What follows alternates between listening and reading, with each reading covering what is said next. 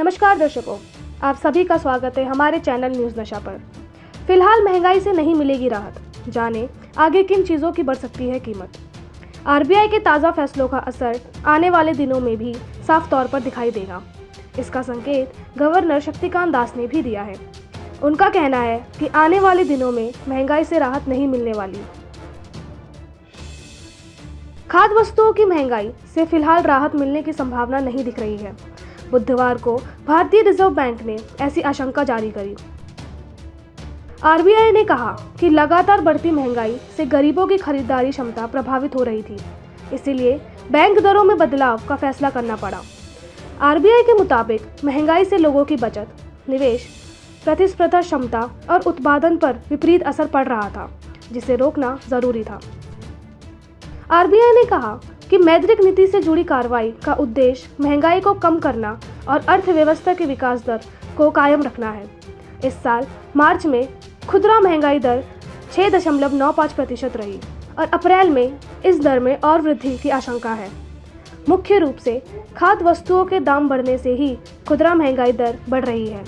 RBI governor Shaktikanta Das ने bank दरों में बढ़ोतरी के घोषणा के दौरान कहा, इस साल मार्च में खुदरा महंगाई दर 6.95% रही और अप्रैल में इस दर में और वृद्धि की आशंका है।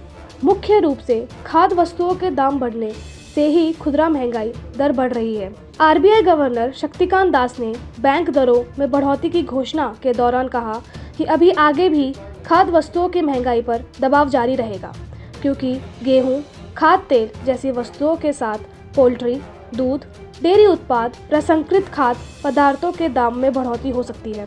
आरबीआई के मुताबिक गेहूं की घरेलू आपूर्ति सामान्य रहने के बावजूद वैश्विक स्तर पर गेहूं की कमी से इसके दाम पर असर पड़ रहा है।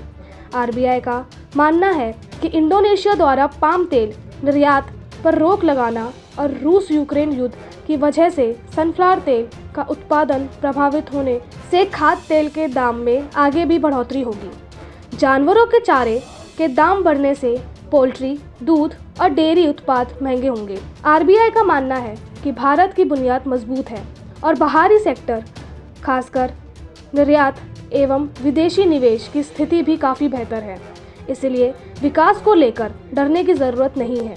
दास ने कहा कि अच्छे मानसून से खरीफ की फसल अच्छी होगी, जिससे ग्रामीण खपत में मजबूती आएगी।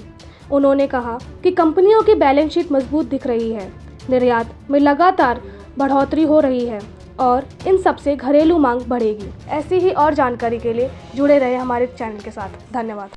और आप हमसे जुड़े रहने के लिए सब्सक्राइब करें YouTube पर, फॉलो करें Twitter पर और लाइक करें Facebook पर। और ज्यादा जानकारी के लिए आपको टाइप करना होगा सिर्फ न्यूज़ नशा।